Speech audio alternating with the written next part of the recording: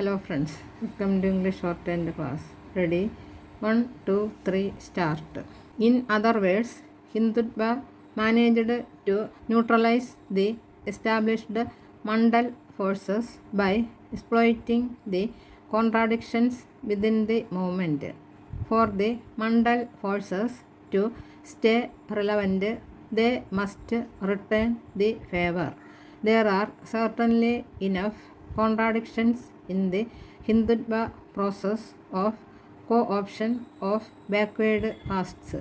We can discuss two such contradictions that can provide both the basis for attack on Hindutva as well as the sources for renewal of the Mandal movement. One, while Hindutva is adept at furnishing symbolic resources to these castes, it can be an ambiguous ally in terms of helping them with their struggle for material resources. As Badri Narayan has demonstrated, Hindutva has woven a tapestry of myths tailored to each backward caste.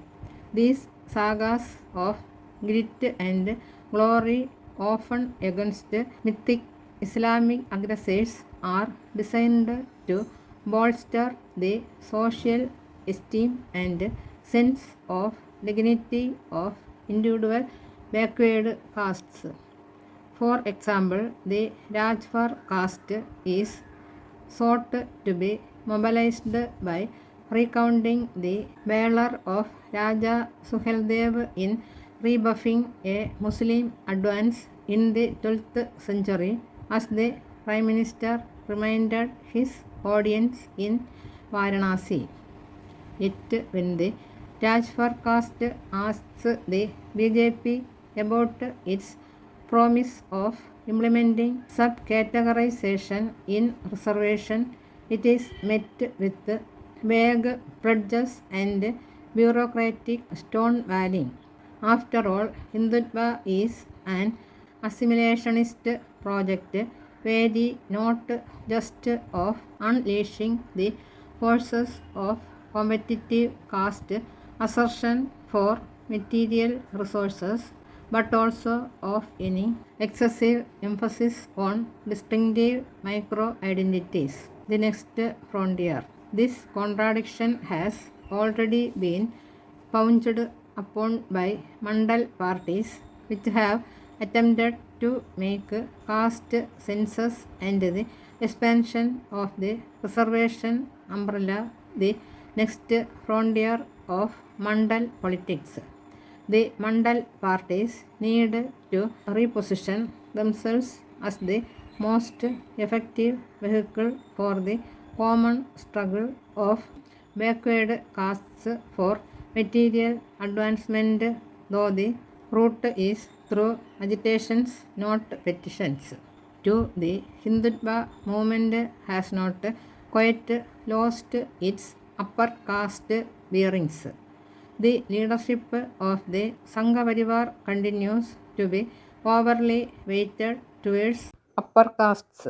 In UP, the Yadavs have been replaced in large part by the emboldened Thakurs as the current source of resentment among backward castes. Hindutva can only paper over these resentments, not eliminate them. That the predilections of upper castes continue to inform government policy can be gagged by the central government's willingness to breach the 50% reservation cap only to accommodate the economically backward upper castes. The Mandal parties can exploit these contradictions by rediscovering the original ideological campaign against upper caste domination. SP leader Akhilesh Yadav has shown signs of this reorientation, promising a revolution of backward castes in 2022 and stating that only the ideologies of Lohia and Ambedkar can fulfill the dream of India and our ancestors.